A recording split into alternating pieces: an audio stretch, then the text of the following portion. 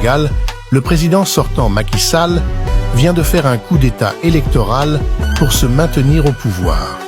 Alors que les élections présidentielles étaient initialement prévues pour le 25 février prochain, le président a pris la parole pour annoncer le report du scrutin à une date ultérieure. Ainsi, il peut encore rester au pouvoir pour 1 ou 2 mandats. Certains qualifient son acte de coup d'État à juste titre. Il a justifié cette décision par la mise en place d'une commission parlementaire pour enquêter sur l'intégrité de 2 juges du Conseil constitutionnel. En parallèle, il propose l'ouverture d'un dialogue national visant à assurer des élections libres, transparentes et inclusives.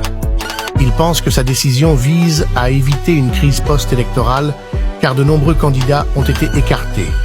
Il semble remettre en question certaines règles d'éligibilité, notamment celles interdisant la candidature des binationaux.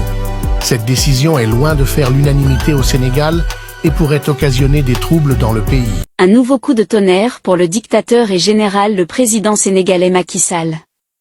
Un nouveau ministre de son gouvernement vient de démissionner. Macky Sall risque de voir son gouvernement tomber face à cette crise politique. Il risque de se retrouver seul dans son gouvernement.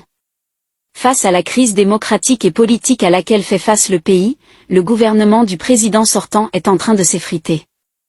Après la démission de son ministre secrétaire général du gouvernement, Abdoulatif Coulibaly, c'est au tour de sa ministre Awa Marie Coll Seck, nommée le 8 avril 2019, à la tête du Comité national de l'initiative pour la transparence des industries extractives.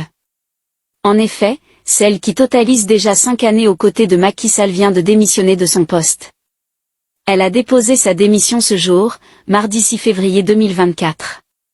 Avant elle c'était son homologue Abdoulatif Coulibaly, ministre secrétaire général du gouvernement qui avait déposé sa démission. Condamnant la décision de Macky Sall visant à reporter la présidentielle, il avait déclaré n'avoir pas les mots pour qualifier cette décision sur RFI. Il avait sans langue de bois souligné que « ce que Macky Sall a fait est pire qu'un 3e mandat ». De même, la ministre Zahra Iyane Thiam, directrice générale de l'Agence sénégalaise de promotion des exportations s'est désolidarisée de cette décision de Macky Sall. Elle a déclaré que « le plus important n'est pas de faire partie d'un gouvernement mais de prendre parti pour son peuple ». À cela s'ajoute M. Youssou N'Dour, l'un de ses plus proches collaborateurs c'est au même titre que les autres, démarqué du report des élections instituées par leur patron. Au total ça fait déjà 4 personnalités proches de Macky Sall qui sont contre son attitude. Dans sa première interview depuis l'annonce du report de la présidentielle, le chef d'État sénégalais Macky Sall a défendu sa décision de reporter les élections, alors que de violentes manifestations éclataient à travers le pays. Je suis pour un processus inclusif, transparent et apaisé qui permette un passage de relais dans la douceur et dans la paix. C'est ça qui est le plus important pour notre pays aujourd'hui. Vous avez raison, l'Afrique de l'Ouest aujourd'hui vit des moments extrêmement difficiles. Ce n'est pas au moment où moi j'ai fini mon terme que je vais m'inventer une nouvelle carrière de dictateur ou de non-démocrate. C'est un tableau qu'on peint, mais qui ne correspond pas à mon profil, qui ne correspond pas à ma personnalité et qui ne correspond pas à la réalité. La réalité, c'est que s'il n'y avait pas eu ces contestations crescendo, malgré les manquements, on aurait pu aller vers les élections. Sall a balayé les allégations selon lesquelles il avait créé une crise constitutionnelle, affirmant que le pays avait besoin de plus de temps pour résoudre les controverses sur la disqualification de certains candidats et un conflit entre le pouvoir législatif et juridique. J'ai estimé que dès lors que l'Assemblée nationale...